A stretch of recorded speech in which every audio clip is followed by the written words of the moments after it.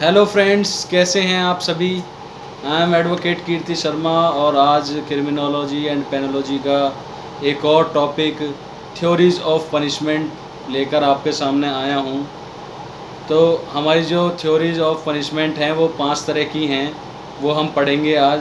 पहली है deterrent theory, दूसरी है प्रिवेंटिव थ्योरी, तीसरी है रिफॉर्मेटिव थ्योरी, चौथी है रेट्रीब्यूटिव थ्योरी और पांचवी है थ्योरी ऑफ कंपनसेशन।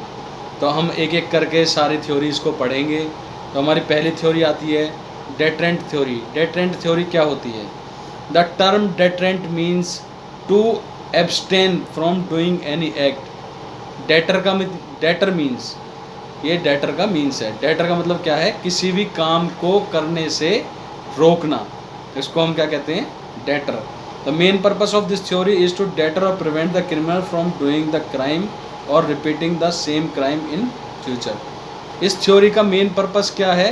क्रिमिनल को क्राइम करने से रोकना या फिर क्रिमिनल उस क्राइम को दोबारा ना करे, इसके लिए ये थ्योरी बनाई गई है। तो this theory is not only prevent criminal but also give lesson to other peoples of society for not to do crime. ये ना केवल क्रिमिनल्स को रोकती है, जो क्रिमिनल्स को सज़ा दी जाती है उससे सोसाइटी को भी एक लेसन मिलता है कि वो क्राइम ना करें, इसलिए भी ये डेटरेंट थ्योरी यूज होती है। और जो इसमें पनिशमेंट दी जाती है वो बहुत ही हार्ड होती है, जो पनिशमेंट दी जाती है। This theory has proved effective even though it has certain defects. In this theory the given punishment set example to the member of society. तो ये जो थ्योरी है ये काफ़ी इफेक्टिव है, पर इसके कुछ क्रिटिज़म भी हैं। क्रिटिज़म क्या है कि भाई हर कोई जो होता है वो हैबिचुअल क्रिमिनल नहीं होता, किसी से गलती से भी जाती है, कुछ सर्कमस्टांसेज हो जाते हैं जिससे उससे गलती हो जाती है।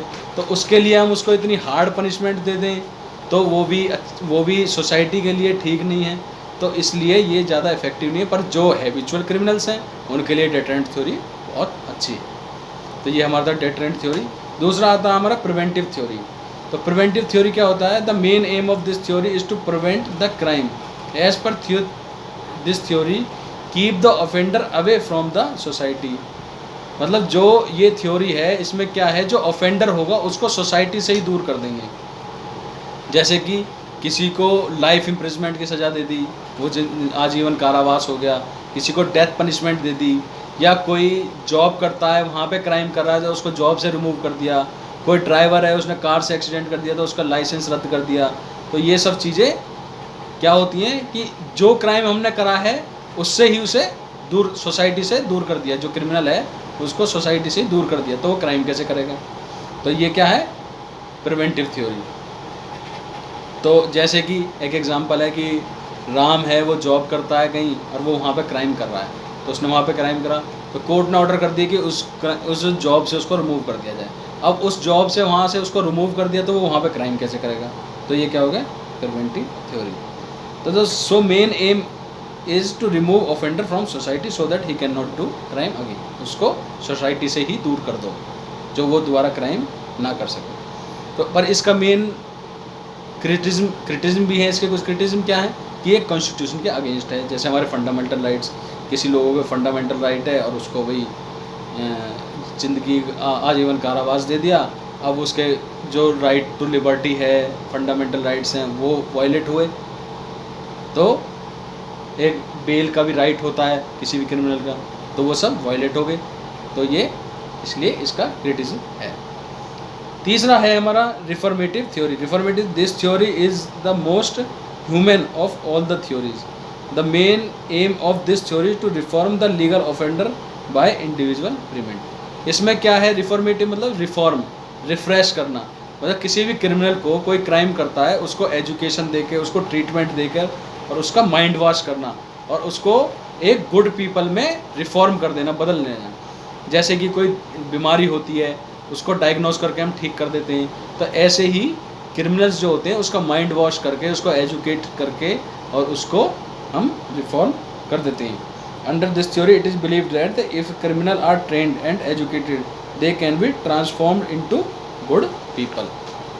ठीक है भाई। तो this theory has been proved successful and accepted by many jurist. तो इसमें कुछ हमारे इंडिया के एग्जांपल्स हैं जैसे अंगुलीमाल डाकू, ये आपने अपनी क्लास में पढ़ा होगा 5th 6th में। और महर्षि वाल्मीकि हैं, ये एक बहुत बड़े क्रिमिनल थे, पर जब इन्होंने उद्देश्य पढ़े, महाभारत के, रामायण के, एजुकेशन ली और अपने आप को रिफ़्रेश करा, बदला, तो ये एक बहुत बड़े विद्वान बने और लोगों को सोसाइटी में एक एग्जाम्पल सेट किया इन्होंने। तो ये इसका भी क्रिटिज्म है। इसका क्रिटिज्म क्या है कि कुछ जो क्रिमिनल्स होते हैं वो हैबिचुअल क्रिमिनल्स होते हैं, अब उनको एजुकेशन दे दो, ट्रीटमेंट दे दो, कुछ भी दे दो, फिर वो बाहर जाकर क्राइम करेंगे। तो उनके लिए, ऐसों के लिए डिटरेंट थ्योरी बहुत अच्छी है। तो फिर हमारा आता है रेट्रीब्यूटिव थ्योरी, ये हमारी चौथी है। This theory of punishment is based on the principle an eye for an eye, a tooth for a tooth. Retribute means to give in turn, मतलब जो क्रिमिनल ने क्राइम करा है या क्रिमिनल ने विक्टिम को पेन दिया है, वो पेन वापस क्रिमिनल को दिया जाए, बाय विक्टिम और बाय कोर्ट और बाय गवर्नमेंट। तो ये हमारा रेट्रीब्यूटिव थ्योरी, मतलब उस चीज़ को उसे वापस देना, मतलब जो उसने विक्टिम को दर्द दिया है वो दर्द क्रिमिनल को भी महसूस हो। तो ये हमारा रेट्रीब्यूटिव थ्योरी में आता है। तो इसमें एक एग्जांपल है, जैसे कि क्रिमिनल है, क्रिमिनल ने विक्टिम की आंख फोड़ दी, अब गवर्नमेंट ने उसकी आंख फोड़ दी तो ये बराबर हो गया, या विक्टिम ने उसकी आंख फोड़ दी तो वो बराबर हो गया बाय कोर्ट ऑर्डर। पर इसका भी एक क्रिटिज्म है। क्रिटिज्म क्या है, ये लंबी रिवेंज हो जाती है फिर, कि भाई आज क्रिमिनल ने विक्टिम की आंख फोड़ दी, विक्टिम ने क्रिमिनल की फोड़ दी, फिर कल को क्रिमिनल फिर विक्टिम की आंख फोड़ेगा, विक्टिम फिर क्रिमिनल की फोड़ेगा, तो ये एक रिवेंज बन जाएगा। तो ये भी कोई एक वो नहीं। फिर हमारा पांचवा आता है theory of compensation. According to theory of compensation, the object of punishment must not be merely to prevent further crime, but also to compensate the victim of crime. इसमें क्या है कि इसमें हम किसी भी क्रिमिनल को पनिशमेंट नहीं देते, जो उसने क्राइम करा है उसके लिए विक्टिम को कंपनसेट करने का ऑर्डर करते हैं। जैसे कि राम ने मेरे घर की दीवार तोड़ दी, मैं कोर्ट में गया, कोर्ट ने ये ऑर्डर कर दिया कि भाई जो इनका नुकसान हुआ है, जो दीवार तोड़ी है, उसको आप कंपनसेट कर दो और वो क्राइम आपका ख़त्म। तो ये, पर ये भी, इसमें भी क्रिटिज्म है कि भाई ये हर जगह काम नहीं करता, जो हमारा इकोनॉमिक से रिलेटेड नहीं होता, मनी से रिलेटेड नहीं होता। अब किसी ने किसी का मर्डर कर दिया, अब मर्डर करके कोर्ट उसको ऑर्डर करते भी आप इसको 5 लाख रुपये कंपनसेट कर दो उसके घर वालों को, तो वो मरा हुआ आदमी वापस तो नहीं आ जाएगा, ना उस क्रिमिनल को फिर सज़ा मिल पाएगी, ना उसको कोई लेसन मिल पाएगा।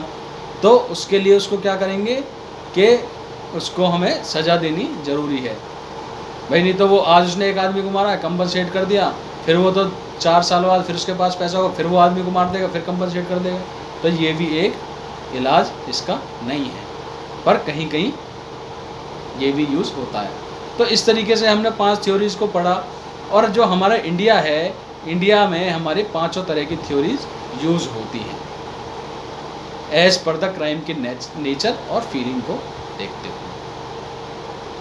तो फ्रेंड्स, आई होप आप सबको समझ आएगा, बहुत ही सिंपल लैंग्वेज में मैंने आपको थ्योरीज़ पढ़ाई हैं। और अभी तक आपने मेरे चैनल को सब्सक्राइब नहीं करा है तो प्लीज़ चैनल को सब्सक्राइब करें, लाइक करें, शेयर करें। Thank you friends, have a nice day.